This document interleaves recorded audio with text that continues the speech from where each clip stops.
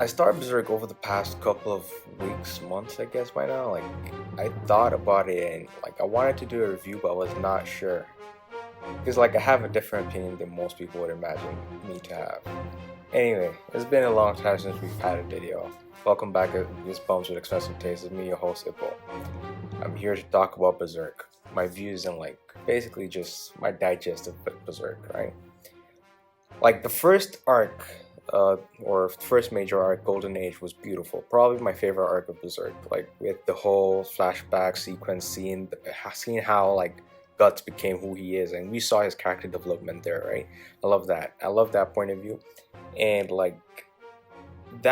him seeing his relationship with Casca, why he's willing to risk everything, basically seeing his relationship with Griffith, because we got the hint in the first arc, and it wasn't really elaborated, obviously. So we saw it and we're like, what's going on here? Something's off. We know who Guts is. Guts is our main character, but we see this figure that he calls Griffith. We didn't know Griffith, and after that it created intrigue, right? We wanted to know more, and they showed us a flashback, and now we saw his story. We saw what happened to him ever since as a child, right?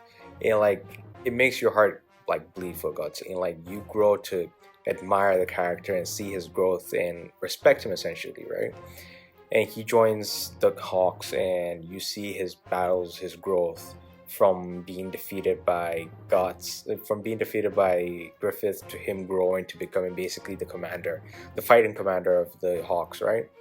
I love that point of view. Then they take us to I want to say when they took us to the saving of Griffith after he took that 1 year off.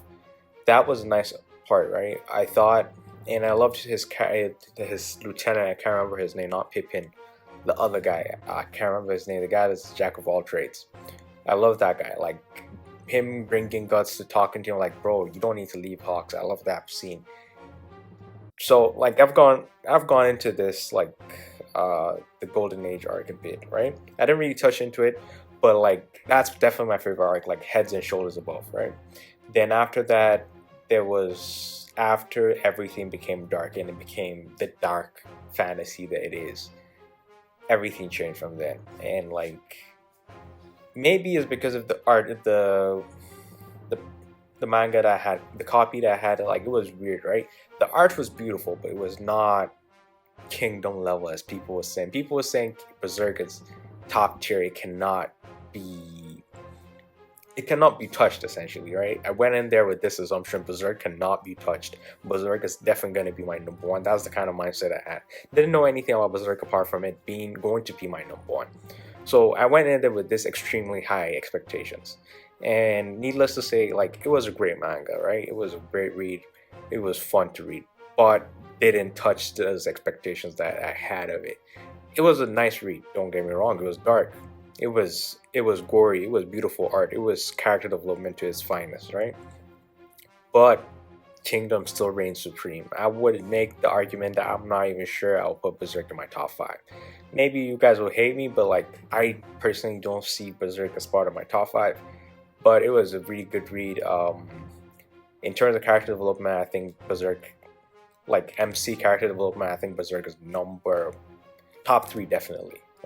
I can only see Thorfinn right now. I think Thorfinn is the only one that's ahead of Guts in terms of main character development.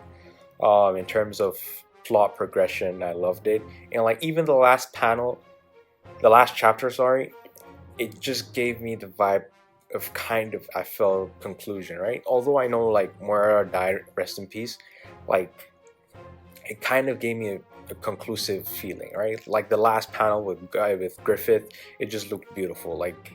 If it was kind of a place that when they stopped there, you're all right, I know what happened, but I still feel content. And the story arcs, how this world was progressing. In Berserk's defense, right? The reason I wouldn't say it's my top 5, I would say is probably because it felt like we just started Berserk. It still had probably 1,000 chapters to go, because we still haven't faced any of the 5 major demon lords, right? And they needed to go.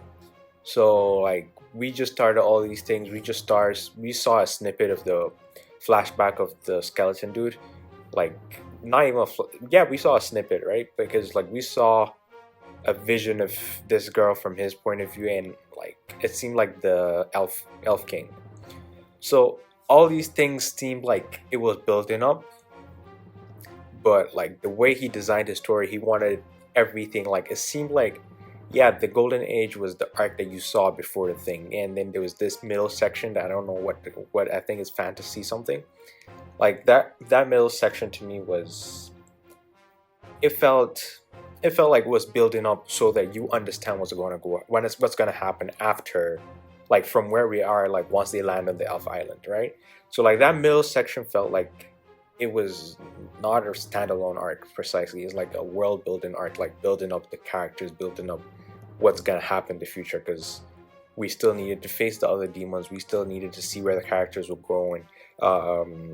Rickert, yeah, I believe his name was Rickert. We needed to see where he was going. That he was going to join the assassin clan. Like what's going to happen there? Like that's a different plot line. We're going to see how Falconia with Griffith, how that city develops and how the surrounding area around it develops. We're going to see like how Casca gets over her fear of guts, essentially. Like all these plot points that were not, it did not, the Miura did not have the time to flesh it out, right? So like all these things, it seemed like it was building to be a phenomenal story. Like we just started it and like we were barely into it, right? I know it was 300 chapters. Maybe this is the One Piece in me. Like you read 50 chapters, 100 chapters, and you're like, all right, this is a prologue. But like I felt like there was levels to go. Maybe I have to reread the second time, third time around to see all this point of view and digest it fully. But like, yeah, that's my thoughts on it. Overall, I would say it's a solid 8, 9, probably 8, 8.5. Art-wise, solid 10. Ingenuity, like creativity about the like villains, the demons, solid 10, right? Like beautiful artwork from those point of view. Like the one that sticks out to my head is even the Nosferatu's, like Zod, like that's a beautiful design, right? There's the whole concept of the Betwilt, I don't know how to pronounce it, the stones with the face on it, right? That's an amazing concept with the dark moon, beautiful. Overall though, I loved it, and RIP Moira, it was a great read. Yeah, let us know if you want to see more like this kind of unscripted videos, I guess, like thoughts, I guess. Yeah, like, comment, share, subscribe, thumbs up.